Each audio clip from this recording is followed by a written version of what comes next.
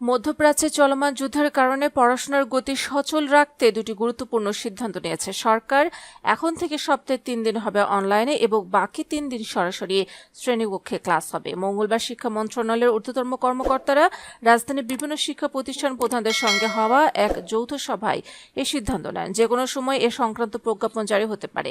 সিদ্ধান্ত অনুযায়ী সপ্তাহে মোট 6 দিন ক্লাস হবে। এর মধ্যে 3 দিন শিক্ষার্থীরা সরাসরি স্কুলে উপস্থিত হয়ে ক্লাস করবে এবং বাকি 3 দিন ইন্টারনেটের মাধ্যমে পাঠদান চলবে। ক্লাসের দিন নির্ধারণে জোড় বিজোড় তারিখ বা রোল নম্বর পদ্ধতি অনুসরণ করার পরামর্শ দেওয়া হয়েছে।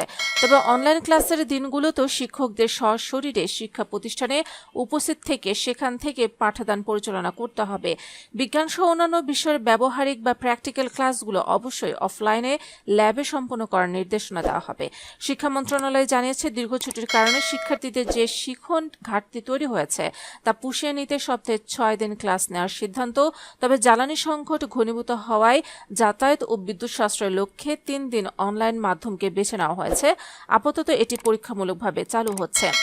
রমজান, ঈদ ও বিশেষ ছুটি মিলিয়ে দীর্ঘ 40 দিন পর গত রোববার শিক্ষা প্রতিষ্ঠান খুললেও প্রথম দিনে উপস্থিতির হার ছিল আশঙ্কাজনকভাবে কম। বিশেষ করে ধানমন্ডি, গুলশান, উত্তরার মতো অভিজাত এলাকার স্কুলগুলোতে যেখানে শিক্ষার্থীরা ব্যক্তিগত গাড়িতে যাতায়াত করে সেখানে উপস্থিতি ছিল বেশ হতাশাজনক।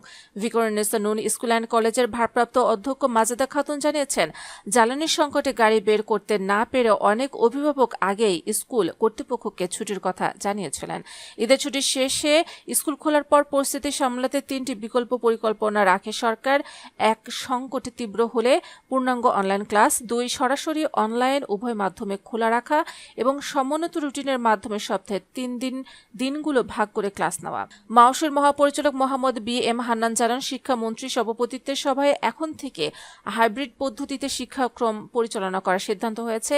এর আগে মঙ্গলবার সকালে শিক্ষামন্ত্রী এহসানুল হক মিলনও সচিবালয়ের সাংবাদিকদের জানান যে জ্বালানি সংকট মোকাবেলায় অনলাইন ও অফলাইন উভয় মাধ্যমকে সমন্বিত করার চিন্তাভাবনা করছে সরকার।